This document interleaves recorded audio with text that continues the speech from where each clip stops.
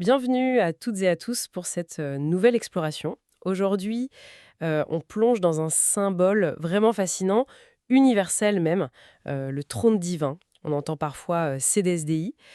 On va s'appuyer sur des extraits d'une analyse assez pointue intitulée Le trône divin, origine et évolution. Notre but, essayer de comprendre comment cette image du pouvoir suprême, ce trône, a été imaginée, réinterprétée à travers les cultures, les époques, de l'Antiquité jusqu'au grand monothéisme. Alors, avant de commencer, pour ceux qui auraient des questions pendant qu'on discute ou qui voudraient aller plus loin après, je rappelle qu'il y a un chat dans la description. Vous y trouverez aussi des notes vraiment très complètes sur le sujet et des liens Wikipédia si ça vous intéresse. Bon, la première question qui vient à l'esprit, c'est pourquoi un trône? Pourquoi un siège pour représenter le divin, qu'on imagine souvent immatériel? D'où vient cette idée? Et comment elle a voyagé et changé? C'est ça qu'on va essayer de décortiquer. C'est exactement ça, la question clé. Parce que même si on conçoit une divinité totalement transcendante, sans lieu physique propre, l'idée même de souveraineté, de règne, ça appelle une image de pouvoir établi, de stabilité. Et le trône, il devient ce point de rencontre symbolique. C'est pas forcément pour donner un corps à Dieu, hein. Nos sources parlent d'anthropomorphisme symbolique. L'important, c'est la fonction, être assis, l'accession. Ça évoque la stabilité du jugement, l'autorité qui fixe la loi. C'est un outil, en fait, presque une nécessité cognitive pour visualiser l'autorité divine. Une nécessité cognitive. Oui, ça me parle, ça. Ça rend l'abstrait un peu plus palpable. Alors, commençons par le commencement, si vous voulez bien. Les origines, où est-ce qu'on voit apparaître ce symbole pour la première fois? Le texte nous oriente vers l'Égypte ancienne. Exactement. En Égypte, c'est très clair. Le siège royal est directement, intrinsèquement lié au Dieu créateur, Ré, Atum. Le trône divin, c'est le symbole même de l'autorité primordiale, celle qui a ordonné le monde. Sa stabilité est cruciale, elle est liée à la Ma'at. La maths, cet ordre cosmique, la justice, la vérité. C'est ça, l'équilibre du monde. Et quand le pharaon s'assoit sur son trône, il fait plus qu'occuper un siège, il imite l'acte divin de gouverner, il incarne cette Ma'at sur terre. Le trône céleste légitime donc son pouvoir bien terrestre. Et le point vraiment clé ici, c'est le caractère très statique de ce trône. Il incarne la permanence. La permanence, la stabilité, c'est vraiment l'encre du monde, ce trône égyptien. Impressionnant. Et si on bouge un peu en Mésopotamie, juste à côté, est-ce qu'on trouve la même idée? L'idée de base, oui, autorité, ordre. Mais l'accent est mis un peu différemment. En Mésopotamie, chez les Sumériens, les Babyloniens, le trône des grands dieux, en Lille ou Marduk plus tard, c'est surtout le lieu où l'on gouverne activement. On légifère, on rend la justice. Ah, plus un tribunal alors? Oui, voilà, l'image du tribunal céleste est très présente. S'asseoir sur le trône, ça veut dire ouvrir une session d'autorité légale. Le Dieu est avant tout juge et législateur.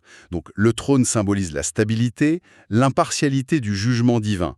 Et là aussi, la permanence, le côté statique, c'est essentiel pour garantir cet ordre juridique cosmique. D'ailleurs, ce modèle du Dieu juge sur son trône, ça va influencer directement les visions prophétiques plus tard dans la Bible. Intéressant ce glissement. Stabilité égyptienne, fonction juridique en Mésopotamie, mais toujours cette fixité, cette permanence.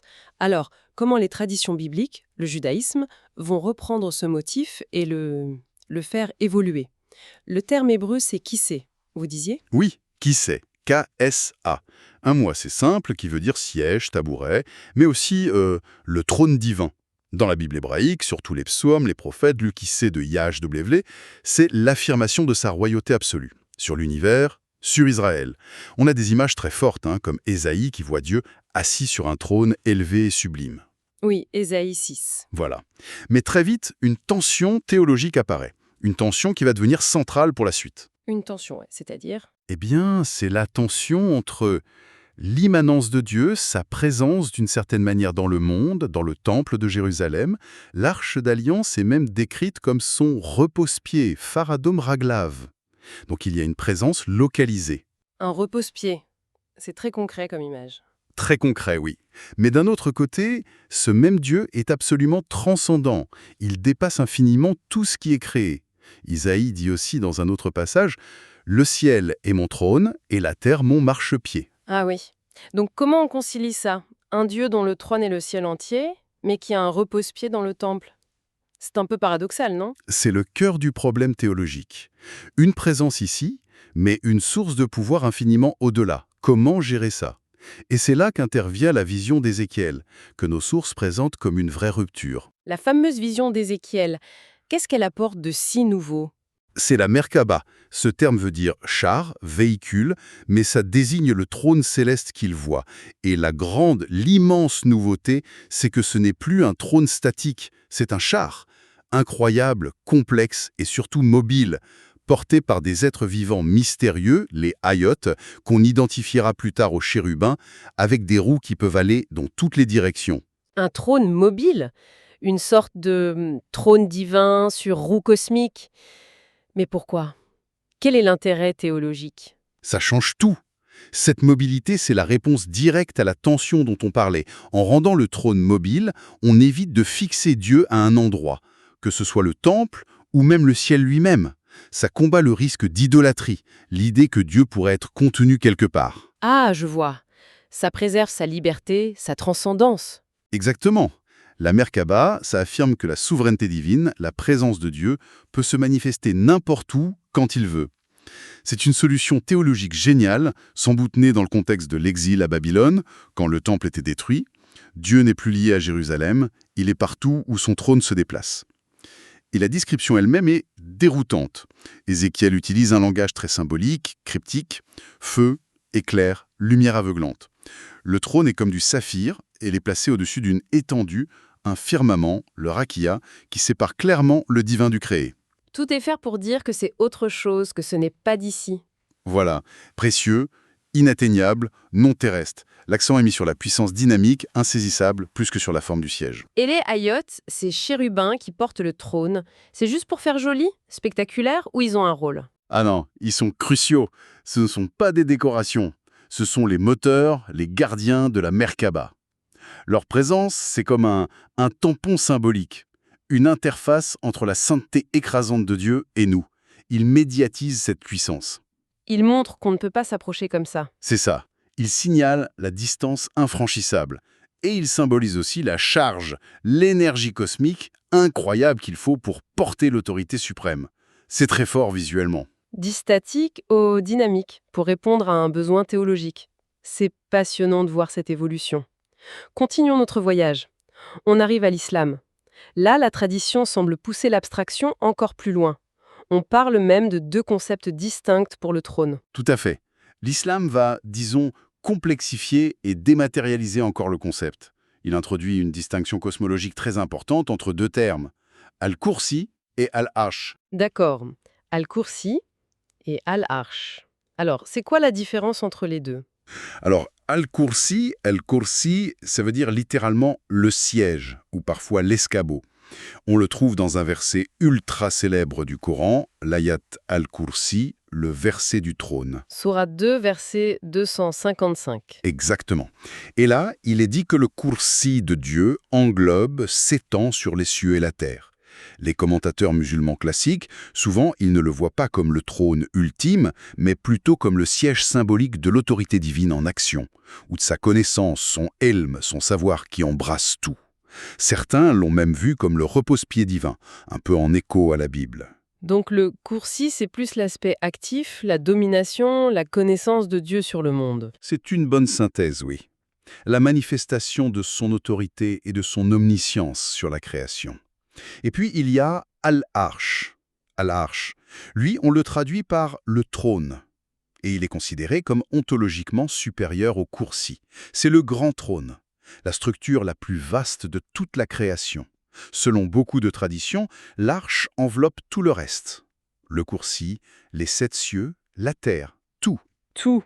Vraiment tout. Oui. Le Coran dit même, sourate 11, verset 7, que l'arche de Dieu était sur l'eau avant même la création des cieux et de la terre. Il représente donc la limite ultime de l'univers créé, peut-être même son point d'origine symbolique.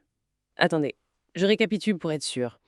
Le Kursi, c'est un peu comme le tableau de bord de Dieu, son interface d'autorité et de savoir sur le monde créé.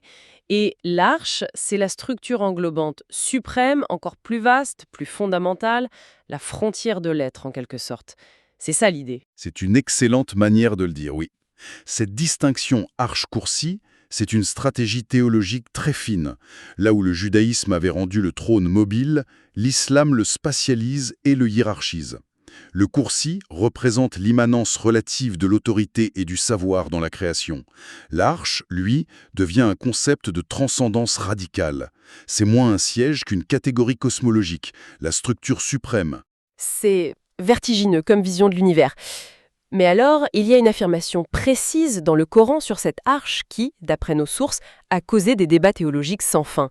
C'est l'idée que Dieu se serait établi sur ce trône suprême. Le mot arabe, c'est istiwa. Absolument. L'istiwa, istiwa, sur l'arche, mentionné plusieurs fois dans le Coran. C'est devenu un point, oui, un point de friction majeur, un test, dans les débats sur la nature de Dieu. Surtout sur le risque d'anthropomorphisme, le tashbih, le fait de comparer Dieu à ses créatures. Comment comprendre cet établissement sans donner à Dieu des attributs physiques, comme s'asseoir? J'imagine que ça a dû chauffer. Quelles sont les grandes lignes de ce débat? En gros, deux grandes tendances se sont opposées. D'un côté, les approches plus rationalistes, disons métaphoriques, les moutazilites au début, puis les acharites, qui sont devenus majoritaires dans le sunnisme. Eux, ils préconisent une interprétation symbolique, le ta'wil. Pour eux, istiwa, ça ne veut pas dire s'asseoir physiquement. Ça symbolise la prise de pouvoir, la domination absolue, car le contrôle total sur la création une fois achevée. L'idée, c'est de préserver la transcendance à tout prix. Voilà, le tanzi, la transcendance absolue. Éviter toute comparaison avec les créatures. Pour eux, lire ça littéralement, c'est dangereux, ça rabaisse Dieu. Et de l'autre côté, vous avez des approches plus littéralistes. L'école Atari, souvent liée à l'imam Ahmad ibn Hanbal, et plus tard les mouvements salafistes. Eux, ils rejettent le ta'wil. Ils disent que ça revient à vider le texte de son sens ou à le tordre. Donc, ils affirment l'istiwa tel qu'il est dit dans le Coran. Mais attention, avec une précaution essentielle, bila kaif. Bila kaif, sans comment. Exactement, sans chercher à savoir comment. Ils affirment que l'acte est réel, Dieu s'est réellement établi, mais la modalité, la nature exacte de cet établissement, ça dépasse complètement notre entendement humain. On doit l'accepter comme c'est dit, sans poser la question du comment. Parfois on parle aussi de tafwid, on remet le sens ultime à Dieu seul. Pour eux, l'interprétation métaphorique, c'est nier ce que Dieu dit de lui-même. C'est fascinant. Une simple phrase. Il s'est établi sur le trône, et ça devient un marqueur théologique fondamental.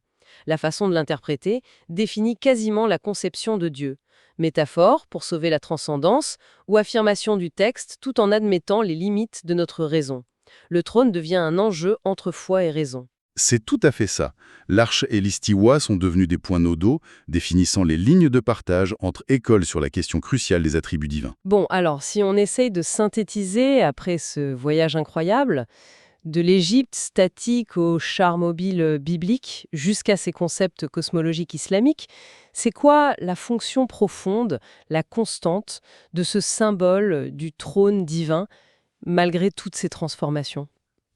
Malgré tout, il reste cet axis mundi, ce centre symbolique du cosmos. Et le locus, le lieu symbolique de la souveraineté absolue. L'image du siège, même si elle est combattue, réinterprétée pour éviter l'anthropomorphisme simpliste, elle répond à cette nécessité cognitive dont on parlait au début. Pour qu'on puisse penser une gouvernance stable, une autorité qui fonde la loi, qui juge. L'image du souverain assis en majesté, en jugement, elle est trop puissante, presque incontournable. Même quand on dit sans comment, on garde quand même l'image de base. On garde l'affirmation de l'acte, l'établissement, tout en niant sa modalité physique.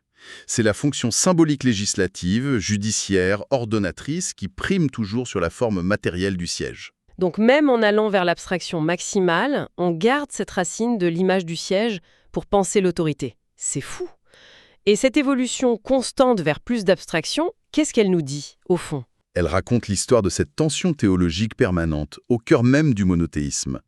La tension entre l'immanence et la transcendance. Comment penser un Dieu qui agit dans le monde, qui juge, immanence, tout en affirmant qu'il est radicalement autre, au-delà de tout, transcendance. Et d'un trône plutôt matériel et statique dans l'Antiquité, qui ancre l'ordre, à un trône dynamique, mobile, mystérieux dans la Bible, Merkaba, qui permet à Dieu d'agir partout sans être localisé, puis à une structure cosmologique, hiérarchisée, de plus en plus abstraite dans l'islam, arche coursie, qui pousse la transcendance à son maximum. C'est une longue histoire de dématérialisation. Une stratégie pour affirmer la souveraineté tout en la détachant de plus en plus de la forme physique, pour ne pas limiter l'infini. D'ailleurs, même les porteurs du trône, les chérubins d'Ézéchiel, les anges porteurs de l'arche dans l'islam, les Amalat à l'arche, ils jouent ce rôle. Ils soulignent la majesté écrasante, la distance nécessaire, la médiation indispensable entre le divin et le créé. Ils sont là pour marquer la différence radicale. Voilà. Au final, le trône, c'est un outil rhétorique, symbolique, extraordinairement plastique et puissant pour articuler cette dialectique complexe entre un Dieu souverain et un Dieu transcendant. Quel parcours, vraiment, hein. Des trônes massifs et stables d'Égypte et Mésopotamie, garants de l'ordre, aux chars célestes flamboyants de la Bible, jusqu'à l'arche et aux coursies de l'islam. On voit bien comment un symbole peut être à la fois si persistant et en même temps se réinventer sans cesse pour tenter d'exprimer l'inexprimable, l'autorité suprême. Tout à fait. Et ça nous laisse peut-être avec une question pour la réflexion, une piste à creuser. Toute cette trajectoire qu'on a suivie, vers toujours plus d'abstraction, de dématérialisation de ce symbole si central. Qu'est-ce que son absence relative aujourd'hui, ou sa réinterprétation très différente, voire sa disparition dans beaucoup de nos discours modernes? Que ce soit des discours séculiers ou même au sein de certaines traditions religieuses actuelles, qu'est-ce que ça pourrait bien nous dire sur nos manières à nous, aujourd'hui, de concevoir, ou de symboliser l'autorité suprême, l'ordre du monde, voire même la nature du sacré dans nos sociétés? C'est une excellente question pour terminer. De quoi méditer. Pour celles et ceux qui voudraient approfondir, poser d'autres questions ou partager leurs réflexions, je rappelle une dernière fois, le chat est là pour ça dans la description. Vous y trouverez aussi nos notes détaillées et les fameux liens Wikipédia. Un grand merci de nous avoir suivis pour cette analyse.